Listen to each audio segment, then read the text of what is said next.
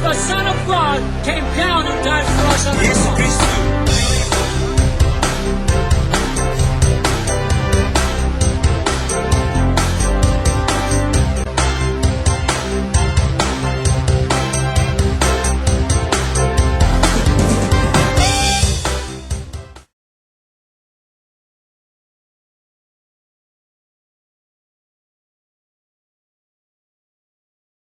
In Matthew 4, verse 23, the Word of God says, Jesus went about all Galilee, teaching in their synagogues, and preaching the gospel of the kingdom, and healing all manner of sickness and all manner of disease among the people.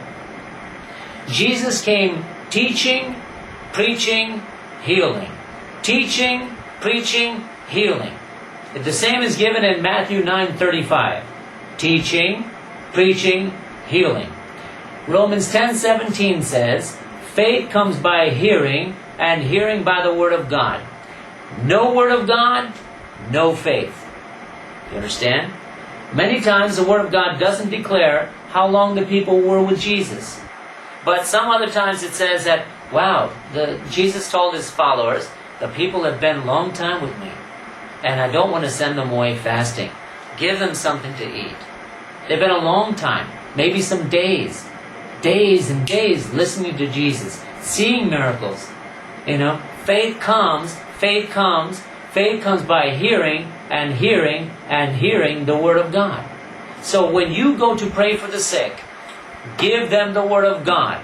Don't assume that they know that God is the Lord that heals them. God doesn't change, that Jesus is the same yesterday, today, and forever. Don't assume that. Whether you're working with a pastor's wife and family, it doesn't matter. Always give them the Word first, because faith comes by hearing, and hearing by the Word of God. Faith is essential for healing and receiving miracles.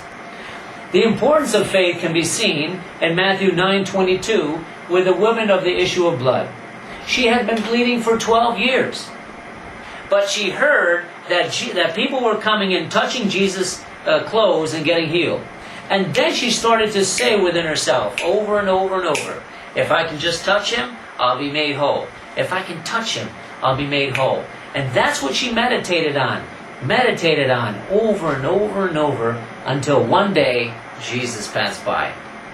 And then she reached out and touched him and took her healing. Jesus turned around and he spotted her and told her, daughter, go your way. Your faith has made you whole. In Matthew 15:28, we find another description of a Canaanite woman who was running after Jesus, calling after him, oh, Master, have mercy upon me. My daughter's at home, she's possessed. Have mercy and come. And he totally ignored her. If you read the record, he first ignored her. Then he started to tell her, no, you're not from Israel. I don't give the children's bread to anybody else. The children's bread is healing, it's not for you. You're a Samaritan. We don't throw the children's bread to the dogs. And she kept after him, and finally said, yes, Lord, but even the puppies eat the crumbs of the bread that falls underneath the master's table. And he turned around and smiled. Daughter, be of good cheer. Your faith has made you whole. Your daughter is free. Her faith got deliverance for her family. In Mark chapter 10, verse 52, we find that blind Bartimaeus had been at around the highway begging. That's all he did. It doesn't say how many years he did it, but he did it day after day after day. And one day Jesus passed by, and he heard the crowd, the parade of people, the big commotion going on. Hey, what's happening? What's happening? He thought maybe some money.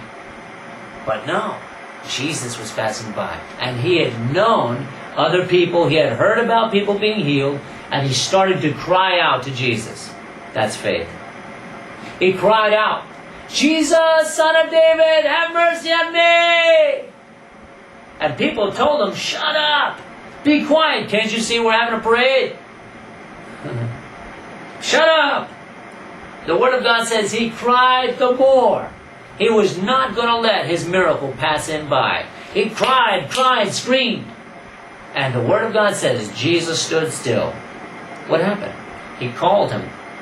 Then he said, blind Bartimaeus, what do you want? What can I do for you? I want my sight. I want my sight. He said, so be it. Your faith has made you whole.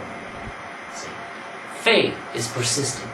Faith cries out to God. When it seems impossible, when everybody's telling you it's not going to work, if you go after God, God calls that faith.